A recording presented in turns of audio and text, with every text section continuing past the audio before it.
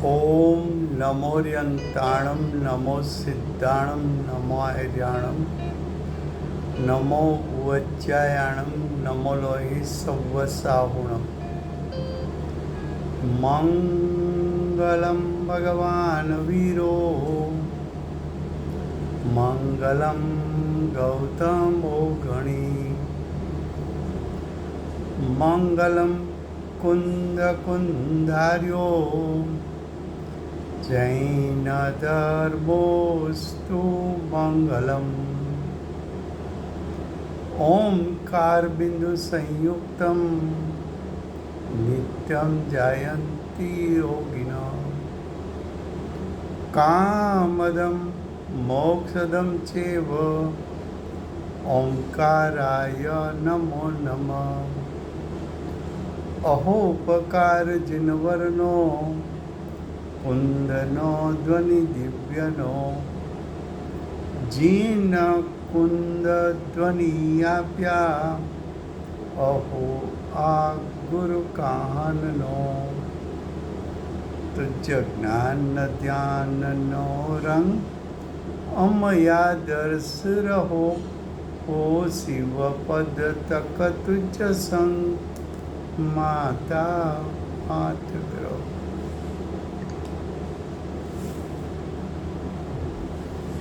ये समयसार नाम का परम अध्यात्म शास्त्र है। भगवत कुनकुंदाचार्य देव ने मांगलिक करके समयसार यानी आत्मा के शुद्ध स्वरूप को दिखाने की, दर्शाने की प्रतिज्ञा की है। ऐसे समयसार शास्त्र में दूसरा अधिकार कर्ता कर्म अधिकार चलता है। कर्ता कर्म अधिकार में गाथा 89 उसका हेडिंग।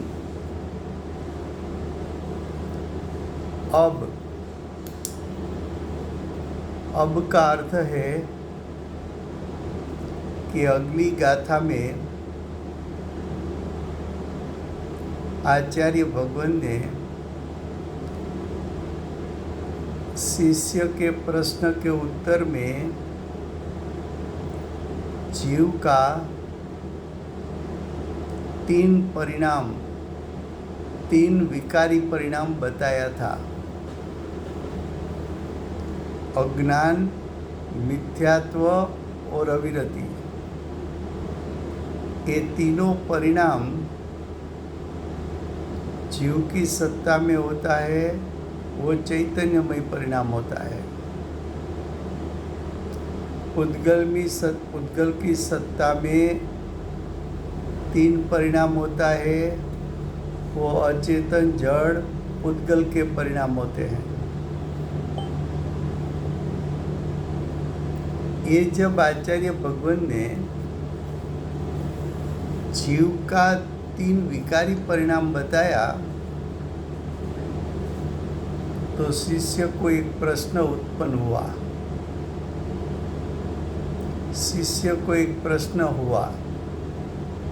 क्या प्रश्न हुआ? देखो गाथा नंबर 89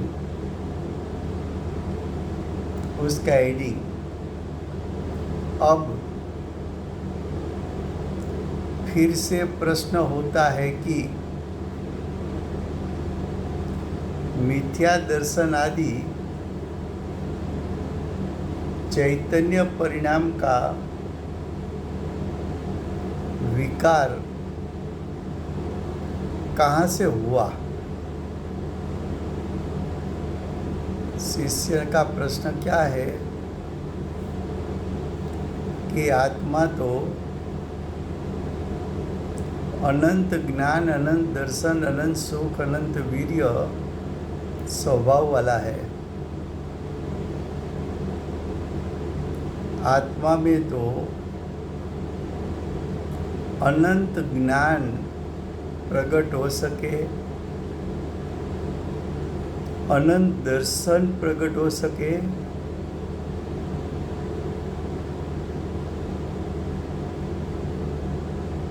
यानी अतीन्द्रिय ज्ञान प्रकट हो सके, अतीन्द्रिय सुख प्रकट हो सके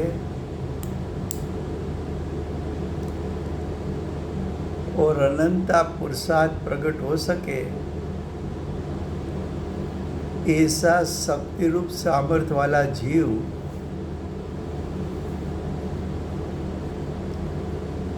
होने पर भी जीव की सत्ता में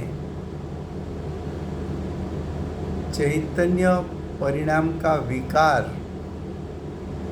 विभाव कहाँ से हुआ? आत्मा तो स्वभाव से शुद्ध है।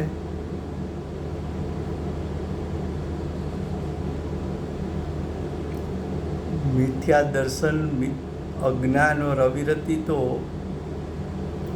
जीव के चैतन्यमय परिणाम का विकार है। आत्मा स्वभाव से शुद्ध, तो शुद्ध स्वभाव का अनुसरण करके शुद्ध रूप परिणमन करना चाहिए। उसके स्थान पर ये जीव अनंत संसार उत्पन्न करने वाला मिथ्या दर्शन, स्व पर का भेद ज्ञान न हो सके, ऐसा अज्ञान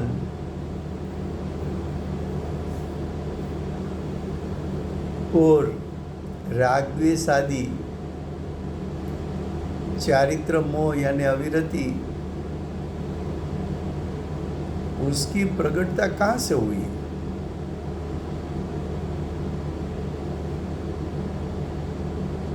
शिष्य का प्रश्न क्या है कि आत्मा शुद्ध, उसके अनंत गुण भी शुद्ध और एक ही गुण परिपूर्ण शक्ति रूप सामर्थ्य वाला, एक एक गुण का सामर्थ्य भी परिपूर्ण शुद्ध है, फिर भी जीव के परिणाम में विकार कहाँ से हुआ? ऐसा शिष्य का प्रश्न है।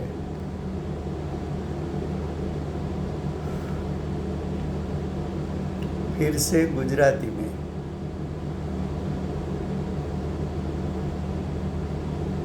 गाथा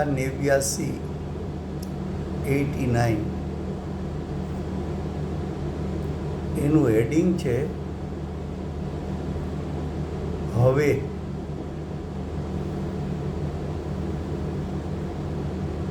હવેનો અર્થ છે કે પૂર્વ ગાથામાં આચાર્ય ભગવંતે એમ કહ્યું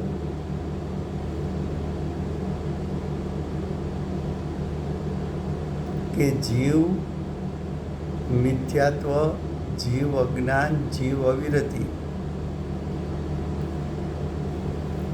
એ ત્રણ પરિણામ જીવના છે, જીવનો વિકારી ભાવ છે.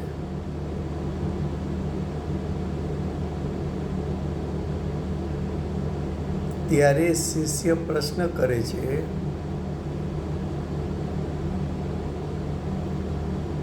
કે આત્મા તો સ્વભાવથી પરિપૂર્ણ શુદ્ધ છે,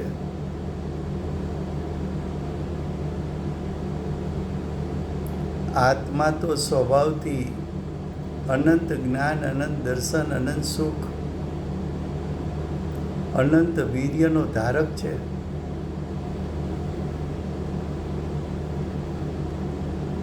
આત્મામાં તો એવું શક્તિરૂપ સામર્થ્ય છે કે એક સમયમાં 3 કાળ 3 લોકને જાણી શકે. એક સમયમાં ત્રણ કાળ ત્રણ લોકને દેખી શકે,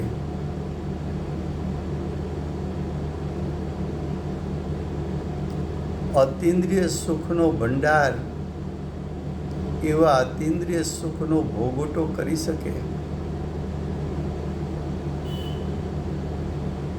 અને અર્યંત અને સિદ્ધ પદ પ્રગટ કરી શકે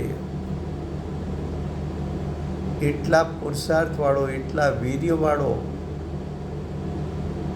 ત્રિકાળ શુદ્ધાત્મા છે.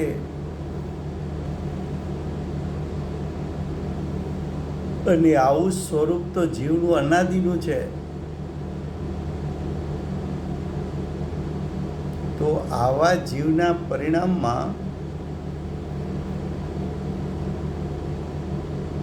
મિથ્યા દર્શન, અજ્ઞાન, અવિરતિ એવા ચૈતન્ય પરિણામનો વિકાર ક્યાંથી થયો? એક તરફથી તમે કહો છો કે આત્મા ત્રણેય કાળ સ્વભાવથી શુદ્ધ છે, એના અનંતે અનંત ગુણો સ્વભાવથી શુદ્ધ અને પરિપૂર્ણ સામર્થ્યવાળા છે.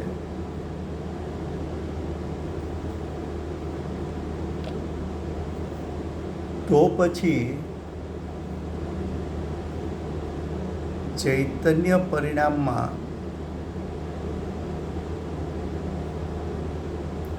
વિકાર,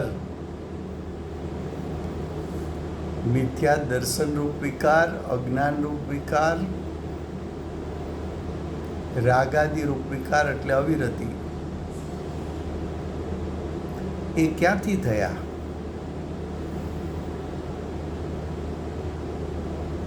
એનો ઉત્તર આચાર્ય ભગવંત આપે છે.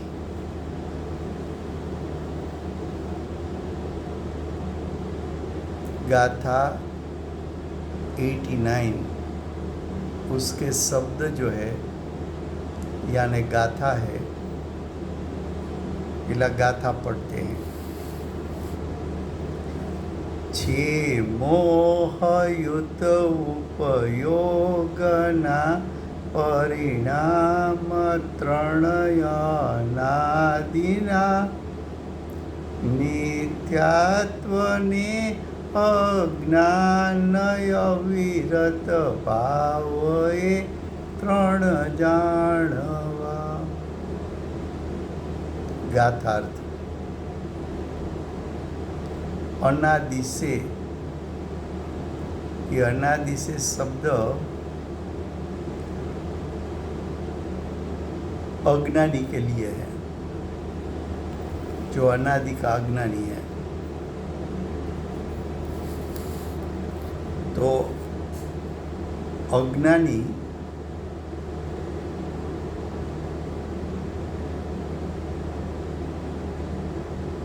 अनादि से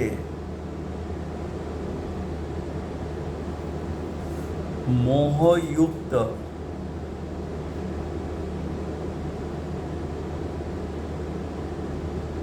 होने से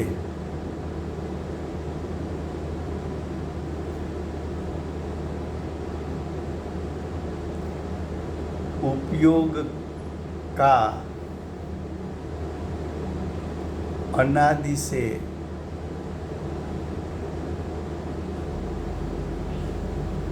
तीन परिणाम है.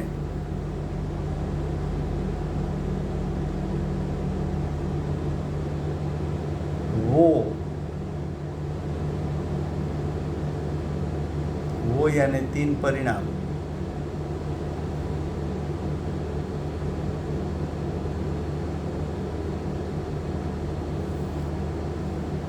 मिथ्यात्व,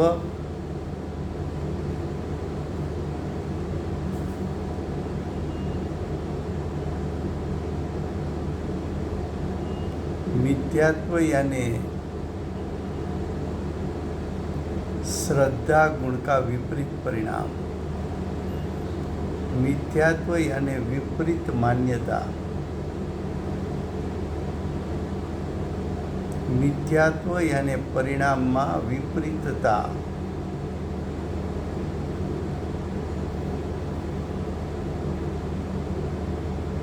अज्ञान, अज्ञान अर्थात स्व पर का विवेक का अभाव।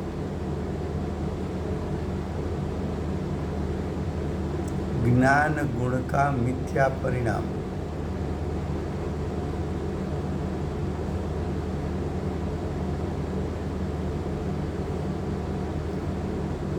और अविरति भाव, अविरति भाव मिथ्या चारित्र है।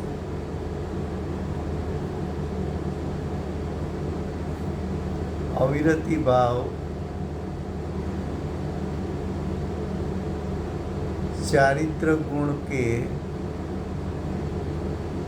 विपरीत परिणाम है।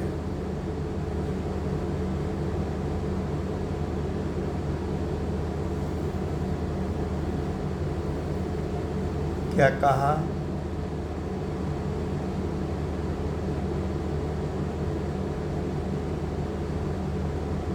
कि अज्ञानी जीव अनादिकाल से प्रति समय मोह युक्त होता है।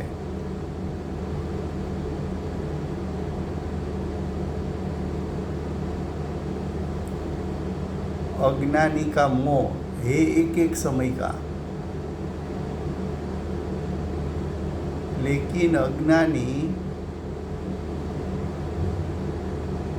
अनादिकाल से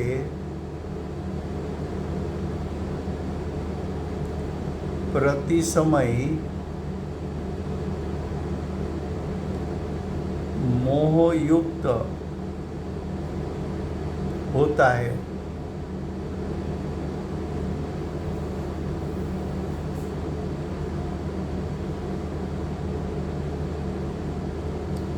तो अज्ञानी जीव का उपयोग अनादिकाल से मोह युक्त है।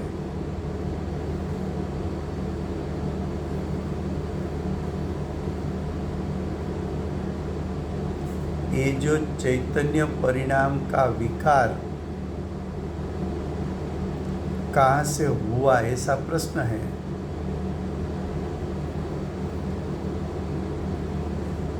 तो कि जीव मोह युक्त होता है।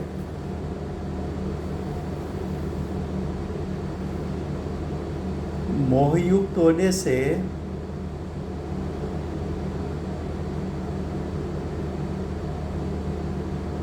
जीव के 3 परिणाम विकारी उत्पन्न होते हैं: मिथ्यात्व, अज्ञान और अविरति। ऐसा जानना। क्या कहा?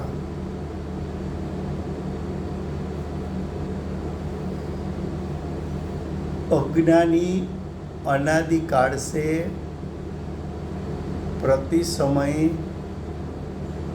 नया नया मोह उत्पन्न करके मोह युक्त होता है। तब अज्ञानी का उपयोग मोह युक्त होने के कारण अज्ञानी की दशा में, पर्याय में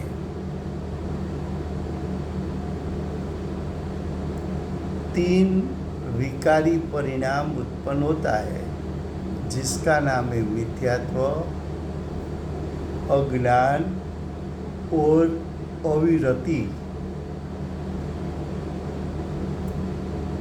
मिथ्यात्व का अर्थ है अभिप्राय में विपरीतता। मैं हूँ ज्ञायक, लेकिन मेरे में विपरीतता क्या है कि मैं मनुष्य हूँ, ऐसी मान्यता करना वो मिथ्यात्व है।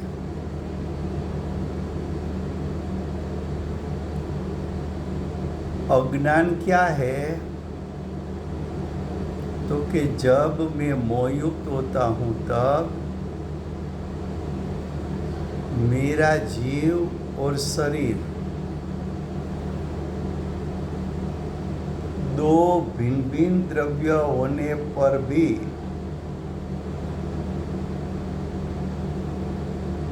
दोपना नहीं मानकर,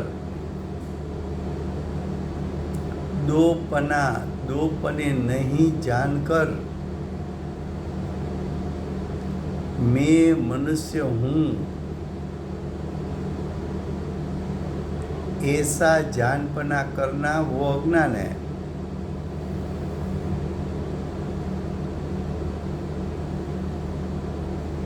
और जब मिथ्यात्व और अज्ञान होता है तब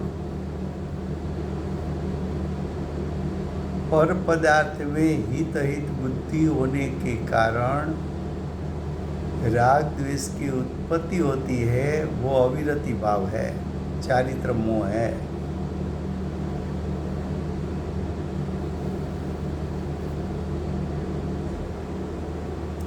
ऐसा जानना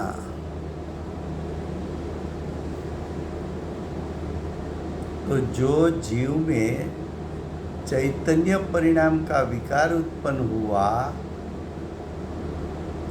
वो विकार उत्पत्ति का कारण मोह है, दर्शन मोह।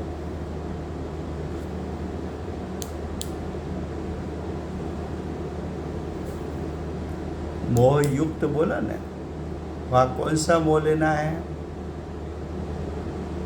दर्शन मोह।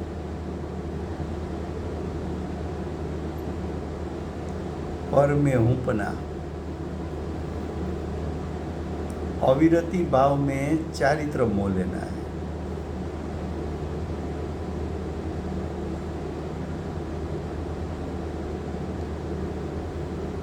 दर्शन मोह अनंत संसार का कारण,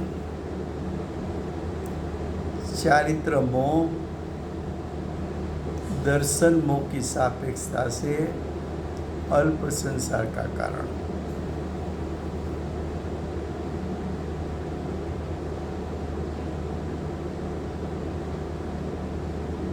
शिष्य का प्रश्न है कि मैं तो ज्ञायक हूँ, मैं तो त्रिकाल हूँ, मैं तो स्वभाव से परिपूर्ण शुद्ध हूँ,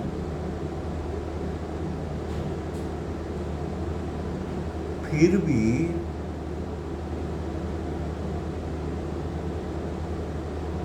मेरी दशा में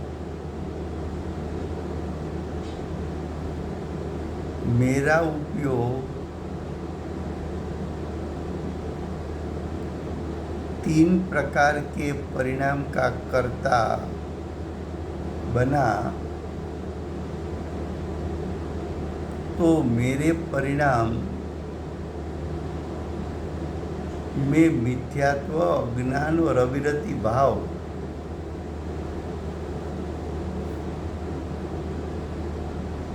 आया कहाँ से?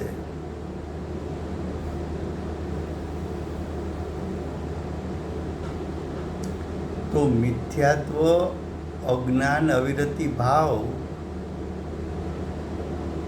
वो कई आत्मा का स्वभाव नहीं है।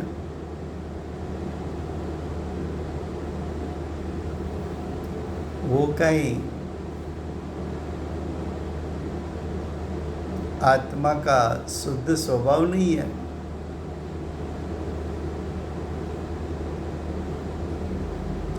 और मैं तो आत्मा का शुद्ध स्वभाव वाला हूँ, त्रिकाल हूँ, अभेद हूँ, परिपूर्ण हूँ, शुद्ध हूँ, ज्ञान दर्शनमय हूँ।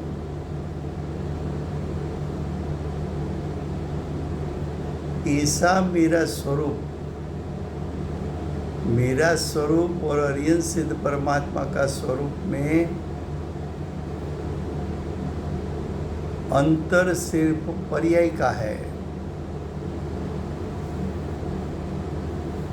लेकिन मेरे में भी अरियन सिद्ध पद की प्राप्ति कर सकूं, ऐसा शक्ति रूप सामर्थ्य होने पर भी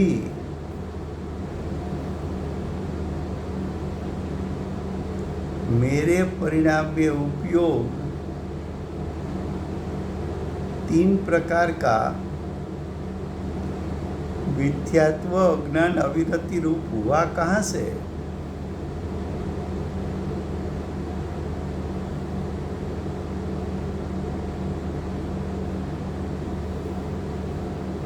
आचार्य भगवान शिष्य के मुख में प्रश्न रखकर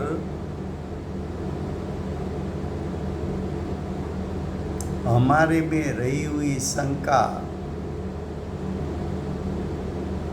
उसका समाधान दिखाते हुए ये विषय में एक के बाद एक नया नया आत्मा का स्वरूप ऐसा ही होता है, ऐसा सिद्ध करते हैं।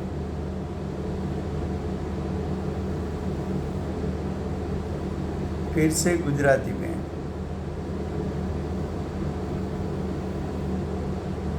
गाथार्थ। अनादि से मोह युक्त होने से अज्ञानी जीव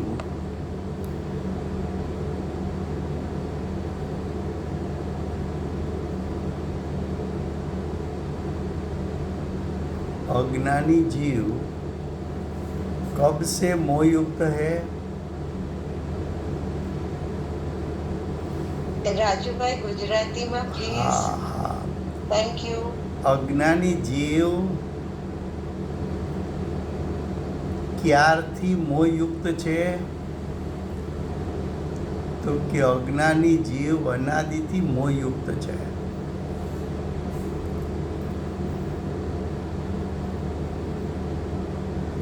મોહયુક્ત હોવાથી ઉપયોગ આત્માનો જ્ઞાન દર્શન રૂપ વ્યાપાર, ઉપયોગ એટલે જ્ઞાન દર્શન રૂપ વ્યાપાર, જાણવું દેખવું।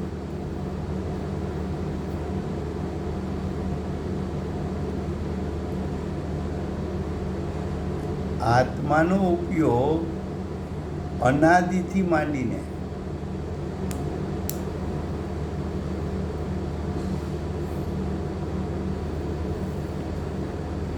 ત્રણ પરિણામ છે।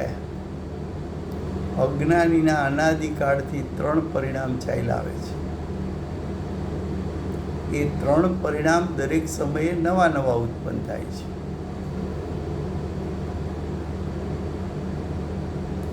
નવા નવા ઉત્પન્ન થાય છે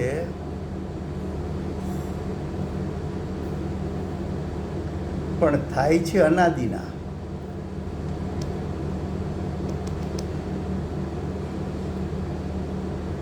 જો અહીંયા એમ નથી કહ્યું કે જીવ સ્વભાવથી મિથ્યાત્વ રૂપ, અજ્ઞાન રૂપ और અવિરતિ ભાવ રૂપ છે, એમ નથી કહ્યું।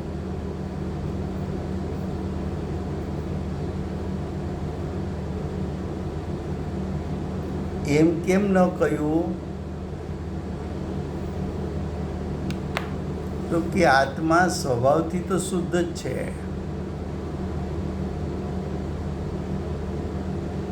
સ્વભાવથી તો ત્રિકાળ પરિપૂર્ણ શક્તિરૂપ સામર્થ્યવાળો અને શુદ્ધ છે।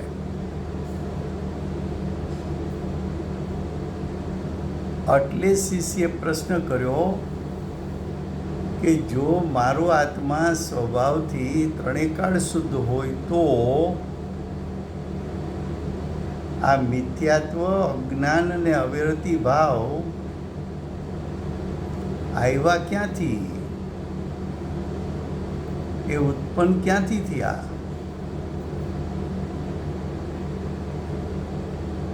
સ્વભાવમાંથી તો ઉત્પન્ન થઈ શકે એમ નથી, કારણ કે સ્વભાવથી તો એ શુદ્ધ છે આત્મા।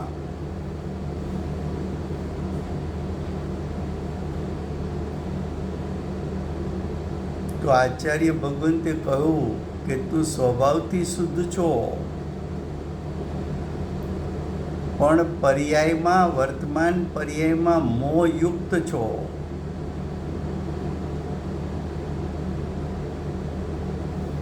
મોહથી બંધાયેલો છો।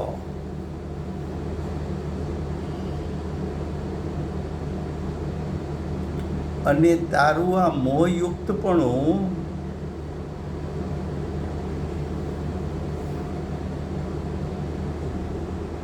એને કારણે ઉપયોગના પરિણામના 3 ભેદ પડ્યા: મિથ્યાત્વ, અજ્ઞાન અને અવિરતિ.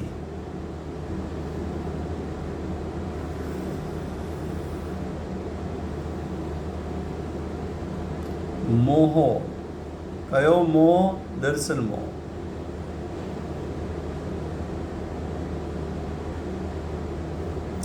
આ જે 3 પ્રકારના વિકાર છે, એ 3 પ્રકારના વિકાર એ આત્માનો સ્વભાવ નથી.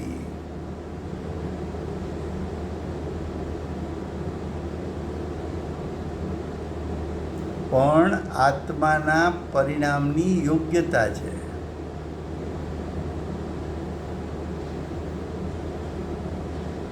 આ 3 પરિણામ આત્માના સ્વભાવથી ઉત્પન્ન થયા કે આત્માના પરિણામની યોગ્યતાને કારણે ઉત્પન્ન થયા?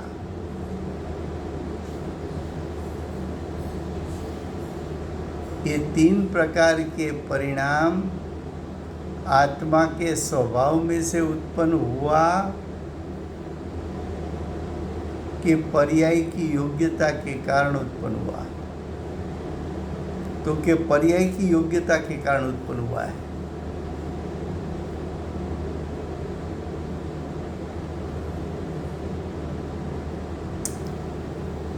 परिणाम में तू मोह युक्त हुआ.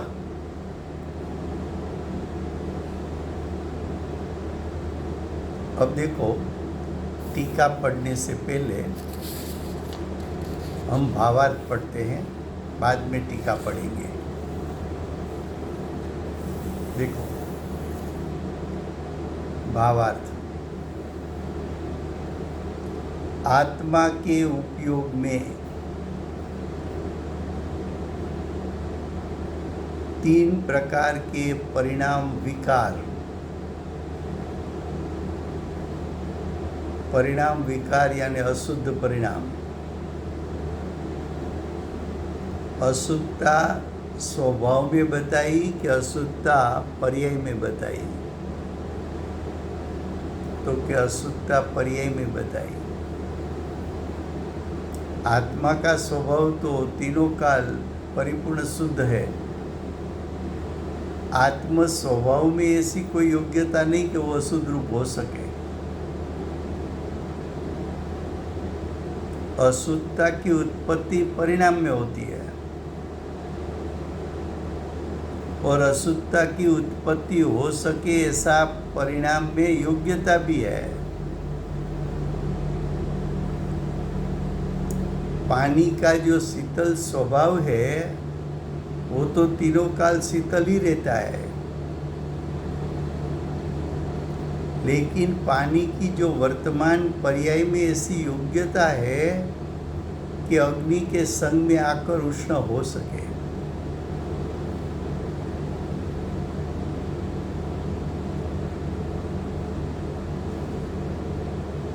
क्या कहा भावार्थ में? कि आत्मा के उपयोग में ये 3 प्रकार का परिणाम विकार अनादि कर्म के निमित्त से हैं. देखो, ये मोह उत्पन्न हुआ. जीव अनादि काल से प्रति समय मोहयुक्त होता था. वो मोहयुक्त होता था, वो आत्म स्वभाव के कारण के पर्याय की योग्यता के कारण. तो के पर्याय की योग्यता के कारण परिणाम में जो विकार उत्पन्न होता था वो आत्म स्वभाव के कारण उत्पन्न हुआ के पर का लक्ष्य करने से उत्पन्न हुआ. आत्म स्वभाव का लक्ष्य करने से विकार उत्पन्न हुआ है कि पर का लक्ष्य करने से उत्पन्न हुआ है?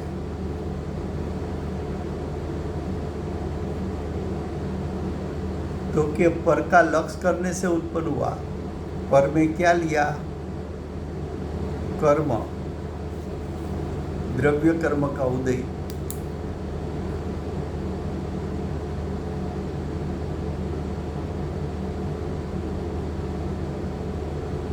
तो द्रव्य कर्म का उदय के निमित्त से द्रव्य कर्म ने विकार कराया कि द्रव्य कर्म तो सिर्फ निमित्त है।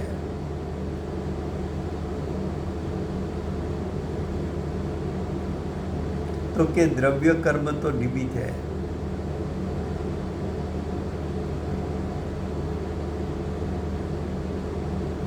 तो आत्मा के उपयोग में 3 प्रकार का परिणाम विकार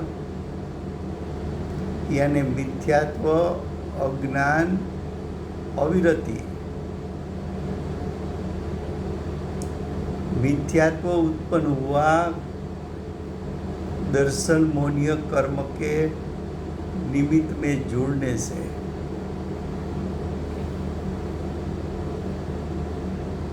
अज्ञान उत्पन्न हुआ ज्ञानावर्णी कर्म के उदय में जुड़ने से। अविरति उत्पन्न हुआ चारित्र मौनी कर्म के उदय में जुड़ने से।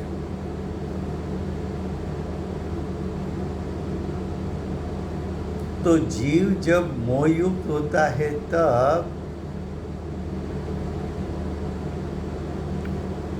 पर पदार्थ को निमित्त बनाता है। पर पदार्थ उसको विकार कराता नहीं है।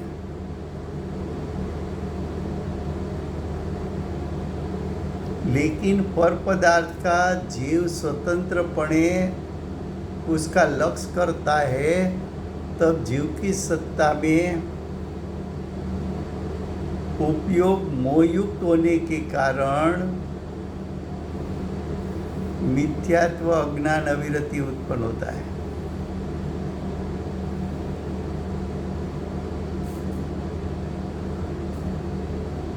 क्या कहा?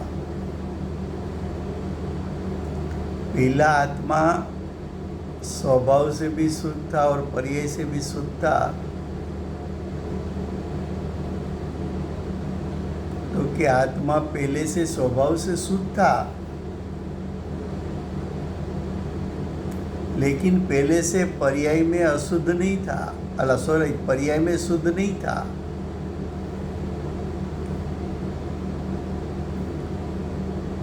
अगर पहले से पर्याय में शुद्ध हो और बाद में उसकी पर्याय में अशुद्धता प्रकट होती है, तो सिद्ध परमात्मा को भी एक बार परिपूर्ण शुद्ध होने के बाद उसकी पर्याय में भी अशुद्धता प्रकट होनी चाहिए।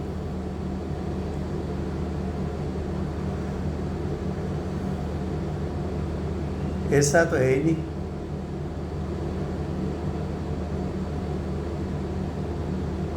क्या कहा?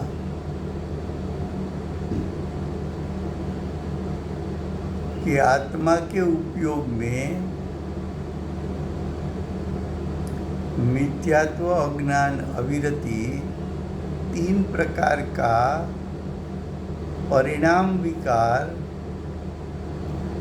अनादि कर्म के निमित्त से हैं।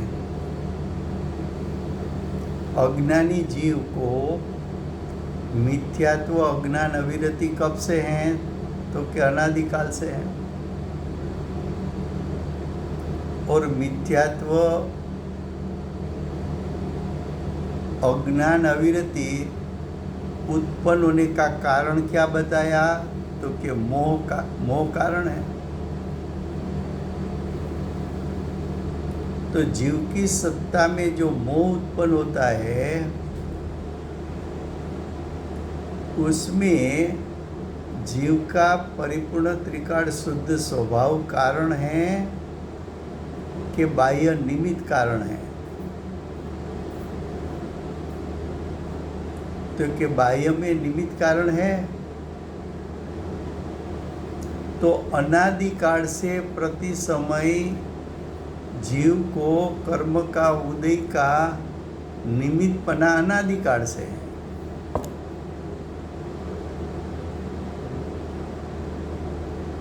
ये निमित्त का लक्ष्य करने से जीव की दशा में मोहयुक्तपना प्रकट हुआ है। प्रश्न ये है ना कि मोहयुक्तपना प्रकट कहाँ से हुआ? ये मिथ्यात्व, अविरति और अज्ञान उत्पन्न किस में से हुआ?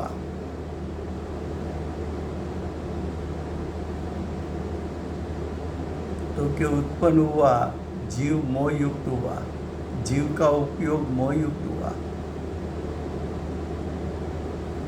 जीव का उपयोग मोहयुक्त कब हुआ? स्वभाव में जुड़ गया इसलिए कि निमित्त में जुड़ गया इसलिए, तो कि निमित्त में जुड़ गया, निमित्त में जुड़ गया इसलिए मोह युक्त परिणाम जो उत्पन्न हुआ वो क्या निमित्त ने कराया कि जीव ने स्वतंत्रपणे किया? तो कि जीव ने स्वतंत्रपणे किया।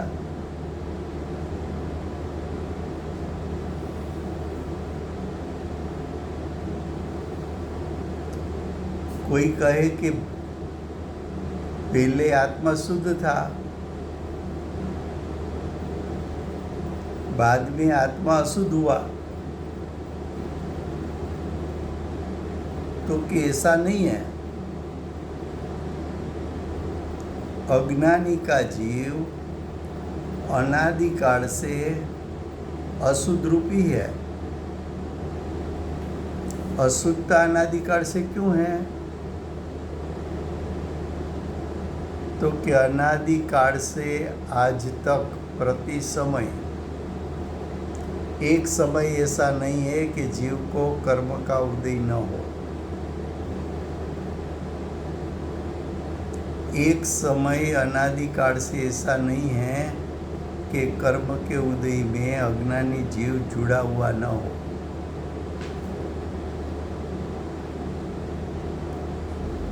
तो कर्म के उदय में जुड़ने से क्या होता है?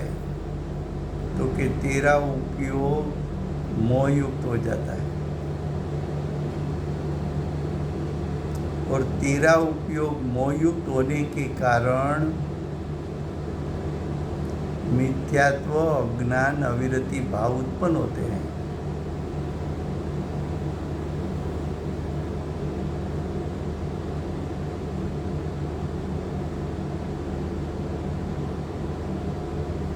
फिर से गुजराती में भावार्थ।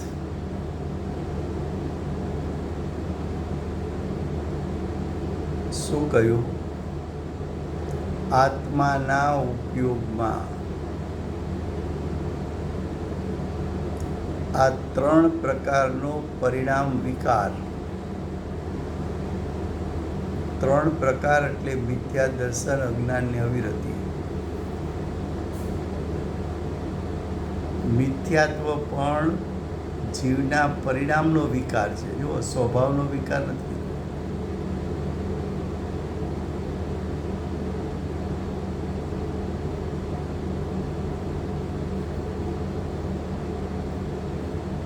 તો જીવના પરિણામના વિકાર ત્રણ પ્રકારનો બતાવ્યો: મિથ્યાત્વ, અજ્ઞાન, અવિરતિ. હવે આ ત્રણ પ્રકારના પરિણામ વિકાર ઉત્પન્ન ક્યાંથી થયા? તો કે જીવ મોહયુક્ત થયો માટે ઉત્પન્ન થયા.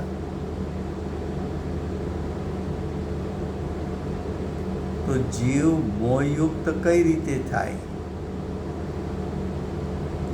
જીવ જો સ્વભાવનું લક્ષ્ય કરે તો મોહયુક્ત થતો નથી.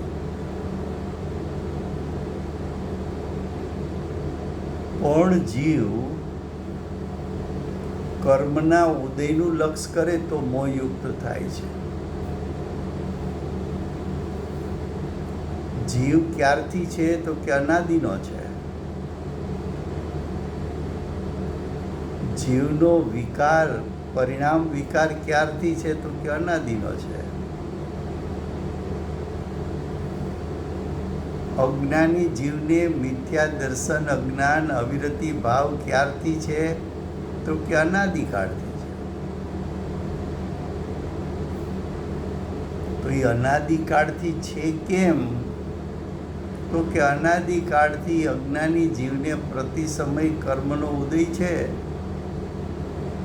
અને પ્રતિ સમય કર્મના ઉદયમાં એ જોડાય છે.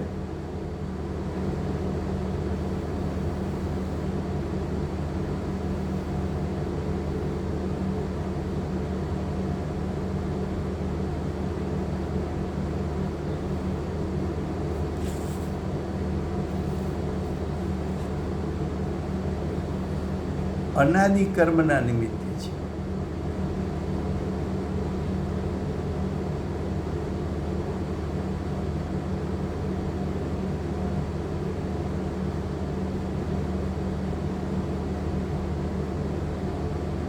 તો કે આ પરિણામ વિકાર અનાદિથી તો કે હા, અનાદિથી કેમ તો કે અજ્ઞાની જીવ અનાદિથી મોહયુક્ત છે. પણ એ મોહયુક્ત થયો કેમ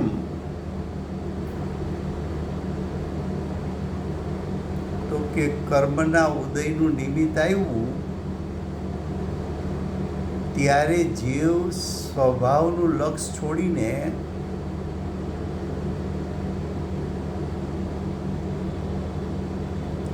કર્મના નિમિત્તમાં જોડાઈને મોહની ઉત્પત્તિ કરી, માટે જીવનો ઉપયોગ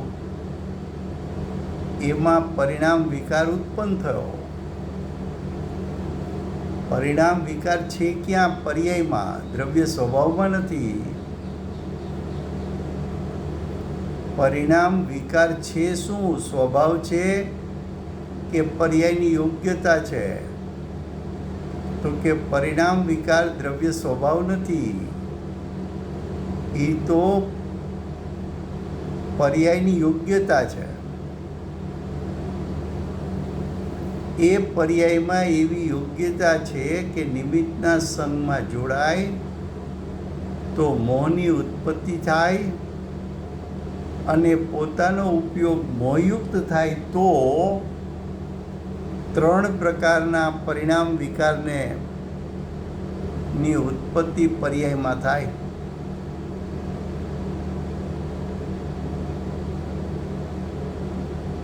એ ત્રણ પરિણામ મિથ્યાત્વ, અજ્ઞાન, અવિરતિ. શિષ્યનો પ્રશ્ન એમ હતો કે મારો આત્મા તો આપે કહ્યું કે જ્ઞાયક છે, પરિપૂર્ણ છે, શુદ્ધ છે, ત્રિકાળ છે, પૂર્ણ સામર્થ્યવાળો છે, એમાં હરિઅંશ સિદ્ધ થવાનું શક્તિરૂપ સામર્થ્ય છે. જો મારા આત્માનું સ્વરૂપ સ્વભાવથી આવું હોય તો પછી મારા પરિણામમાં વિકારની ઉત્પત્તિ થઈ કેમ?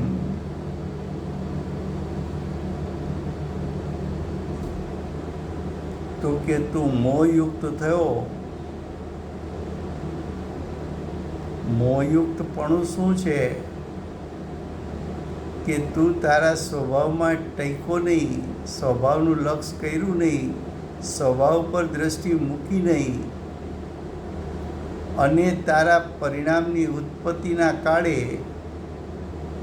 સ્વભાવના લક્ષનો ત્યાગ કરીને એ પરિણામ ઉત્પન્ન થયા અને એ સમયે જે કર્મનો ઉદય છે એમાં તું હોશે હોશે જોડાઈ ગયો તો તારી દશામાં મોહ ઉત્પન્ન થતાં તારો ઉપયોગ મોહયુક્ત થઈ ગયો. પણ એ બધું છે પર્યાયમાં. દ્રવ્ય સ્વભાવ તો જેવો છે તેવો. ગમે તેવું ફતફતું પાણી ઉકાળો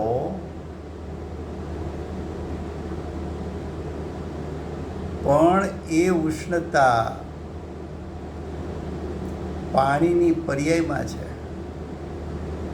પાણીનો સ્વભાવ જે શીતળ છે એને કાંઈ શીતળપણું ત્યાગ્યું નથી.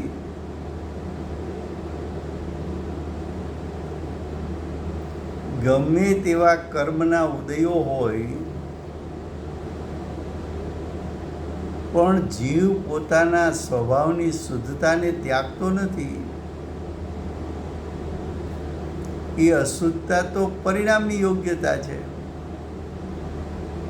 એ પરિણામ પોતાના સ્વસમયે ઉત્પન્ન થયું છે. એક સમય માટે ઉત્પન્ન થયું છે, બીજા સમયે બીજું પરિણામ, ત્રીજા સમયે ત્રીજું પરિણામ. એવું અનાદિકાળથી ચાલે છે.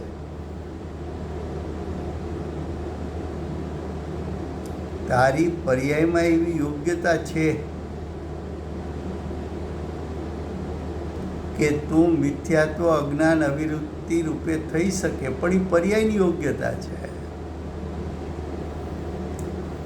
મિથ્યાત્વ અજ્ઞાન અવિરતિ કંઈ તારો સ્વભાવ નથી.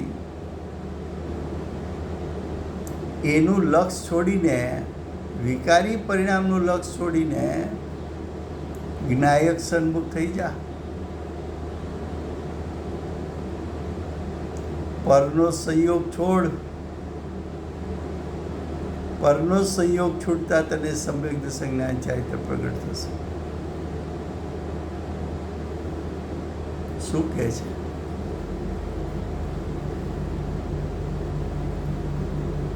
પહેલા તું શુદ્ધ હતો, પછી અશુદ્ધ થયો? તો કે ના, તું અનાદિકાળથી મોહયુક્ત છો.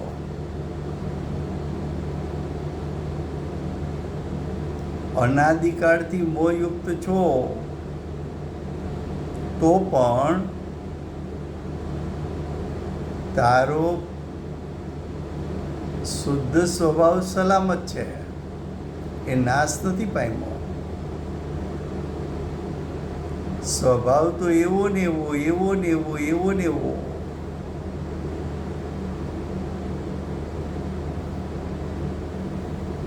એકવાર દ્રષ્ટાંત આપ્યો તો ફરી વાર. ધૂણાયેલી ખીચડી હોય તો ફેંકી દેવી પડે, પણ સોનાના દાગીનાનો ઘાટ બગડ્યો હોય તો સોનું ફેંકી દેવું પડે કે ફરી પાછું ઘડીને સારી ડિઝાઇન બનાવી શકાય? તો આત્મા સોના જેવો છે કે ધૂણાયેલી ખીચડી જેવો છે? પરિણામમાં મિથ્યાત્વ અજ્ઞાન અવિરતિ ભાવ ઉત્પન્ન થયા. એવો આત્મા ફેંકી દેવા જેવો છે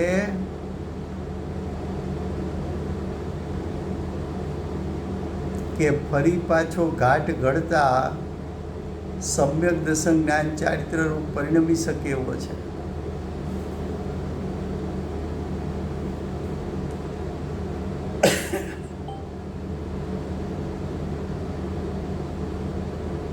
अब आगे देखो.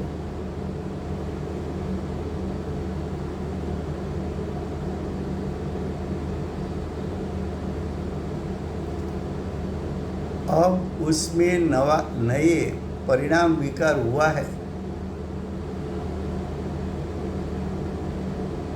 अगर ऐसा हो तो सिद्धों को भी नया परिणाम विकार होना चाहिए. क्या कहा? पहले आत्मा शुद्ध था, बाद में विकारी हुआ, ऐसा है कि नहीं है? तो कि ऐसा नहीं है। क्यों? अगर आत्मा पहले से शुद्ध था, बाद में विकारी हुआ, ऐसा तो कहोगे तो सिद्ध परमात्मा सिद्ध हुआ, शुद्ध हुआ, तो क्या वो फिर से विकारी होंगे?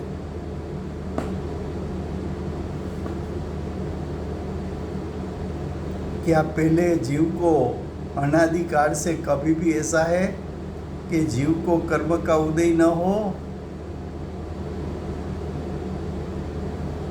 अनादिकाल पहले ऐसा था कि जीव को कर्म का उदय न हो? अनादिकाल पहले क्या ऐसा था कि जीव का परिणाम शुद्ध ही था?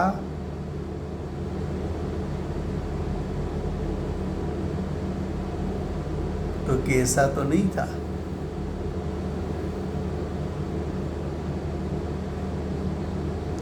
इसलिए जीव भी अनादि का और जीव का परिणाम विकार भी अनादि का है। अनादि का है, लेकिन उसका नाश हो सकता है।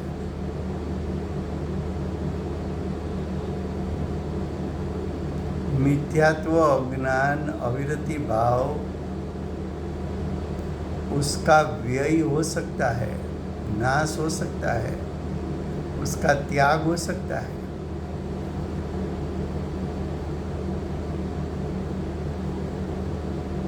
क्या कहा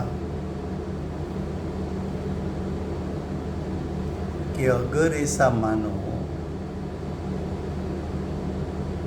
कि जीव अनादि से शुद्ध था, बाद में परिणाम में विकार उत्पन्न हुआ,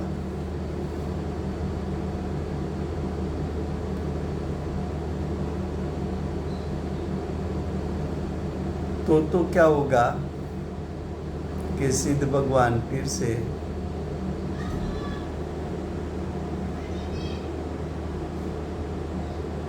विकारी हो सकते हैं।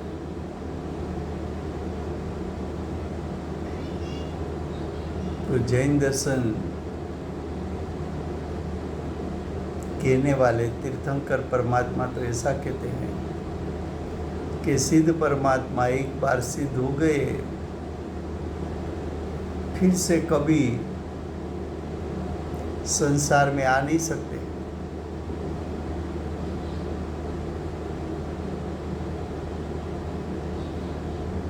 ख्याल में आता है। तो ये गाथा में सिद्ध इतना किया कि जीव अनादिकाल से प्रति समय मोह युक्त हुआ। मोह युक्त उसका उपयोग हुआ, इसलिए उसकी दशा में, उसकी पर्याय में, पर्याय की योग्यता के कारण मिथ्यात्व, अज्ञान, अविरति भाव उत्पन्न हो सकते हैं। लेकिन परिणाम में मिथ्यात्व, अज्ञान, अविरति भाव प्रकट हुआ, फिर भी आत्मा का जो मूल स्वभाव त्रिकाल शुद्ध है, वो तो शुद्ध ही रहता है। कल आगे चलेगा टीका। समय हुआ है। વર્તમાન 24ના આખરી તીર્થંકર બાલ બ્રહ્મચારી મહાવીર ભગવાનનો જય હો। મહાવિદ્ય ક્ષેત્રે બિરાજતા પ્રથમ તીર્થંકર, ધર્મ ધુરંધર, અનંત ચતુષ્ટયના ધારક, દિવ્ય ધ્વનિના દાતાર, શાસન ઉપકારી શ્રી સિમંદર ભગવાનનો જય હો। કળીકાળ સર્વજ્ઞ કેવળ જ્ઞાનની તળેટીમાં બેઠેલા મહાસમર્થાચાર્ય ભગવત શ્રી કુંકુંદાચાર્ય દેવનો જય. વર્તમાન કાળે સમ્યક દર્શનનું સ્વરૂપ સમજાવનાર, તીર્થના નાયક, તીર્થના સ્થાપક, તીર્થના પ્રવર્તક, પરમ કૃપાળુ શ્રી સદગુરુદેવનો જય. પૂજ્ય ગુરુદેવના ભૂત વર્તમાન ભાવિનો મહિમા બતાવનાર, સ્વાનુભવયુક્ત જાતિસ્મરણ જ્ઞાનયુક્ત પ્રસવ મૂર્તિ ભગવતી માતનો જય. સમ્યક દર્શનની પ્રાપ્તિમાં નિમિત્તરૂપ ચિન્વાણી માતનો જય.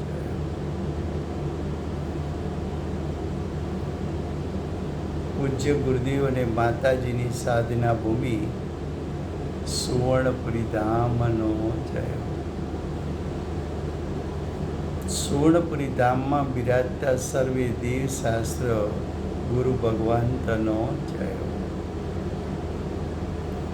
વર્તમાન ગુરુ અને ભવિષ્યના તીર્થંકર શ્રી સૂર્યકીર્તિ ભગવાનનો જય.